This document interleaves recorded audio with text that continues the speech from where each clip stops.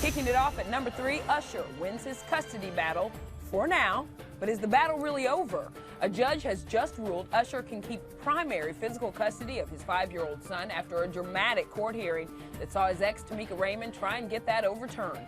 Here's Usher on the stand telling the chilling story of what happened when his son was rushed to the hospital. When I got in the back of the ambulance, he was hysterical. He didn't want to go into the hospital. I don't know if my son is going to have a brain defect. I don't know that his heart is operating correctly. I don't know that my son is going to be 100% the boy he was before this incident. Attorney Ariva Martin is with me tonight from Hollywood. Ariva, that was very dramatic there. Now, they are scheduled to actually be back in court at the end of the month. So let me ask you our countdown question tonight.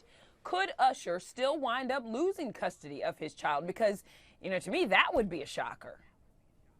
That's always a possibility, Nichelle, when you have one parent saying that the other parent is not providing a safe and nurturing environment for the child. Of course, the court has to look at this. But I think the court in this case looked at all the evidence and said this was kind of a freak accident, that Usher's aunt, who's the primary caregiver at the time of this incident, is doing a good job taking care of this kid, and that this is the safest and the best place for this child to be at this moment. But these hearings go on all the time, and whenever you have shared custody, you can have one parent running into court saying, you know, Your Honor, the child should be with me rather than the parent that has primary custody. So we should stay tuned because I'm sure we're going to see more court filings like the one we saw in this case. Okay, Ariva says freak accident. Let me bring in Wendy Walsh, who's a doctor of psychology, also with us tonight in Hollywood. Wendy, what do you think? Freak accident?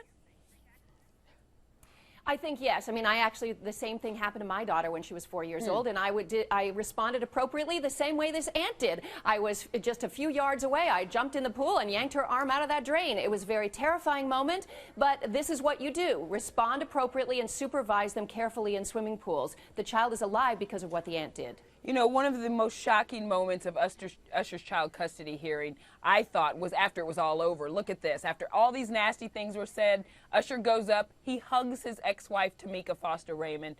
So could there be peace after all? And I may have spoken too soon, because I don't think so. Remember, they're back in court on the 27th, and Tameka Raymond seems ready to fight. Look at this, guys. I'll be back in court on the 27th. We will revisit all of this. There was only a very small amount of evidence that was allowed in because this was an emergency, trying to get something changed immediately. But for a long term, I'll see him on the 27th. We'll be back. Ariva, you know what? She sounds like a woman ready to fight. What do you think?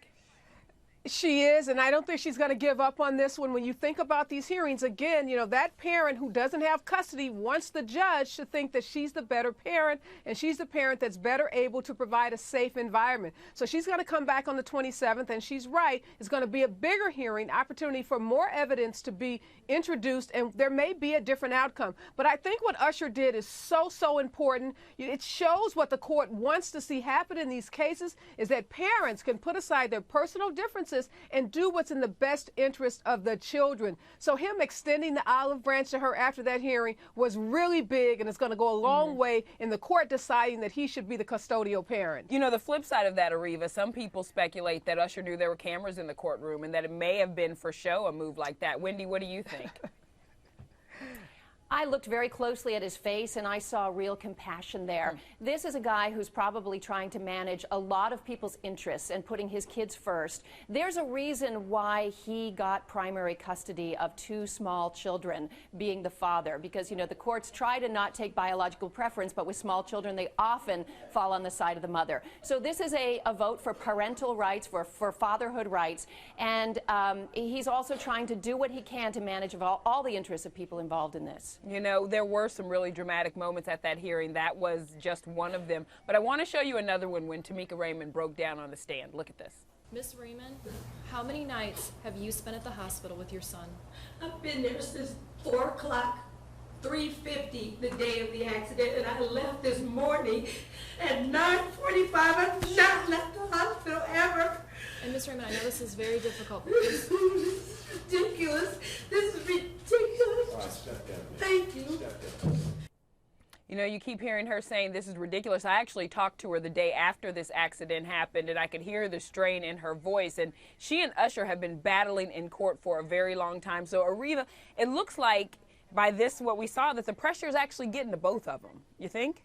You know, this is not easy, Nichelle. You have two parents that clearly love their children, both want what's best for the children, and to have to, you know, testify, to have something so publicly played out that involves your kids couldn't be easy. But, you know, I don't know. You know, there's been allegations throughout this nasty battle that the mom is unstable emotionally. Right. You know, there was testimony from a psychiatrist that she's not able to care for these children, and I don't know, you know, that breakdown may play to that theory that she's not stable. A lot going on here with this parent, but Ariva, obviously. You can't the court's going to get to look at it. Let's let Wendy get the last word on this, Ariva. What do you have to say, Wendy?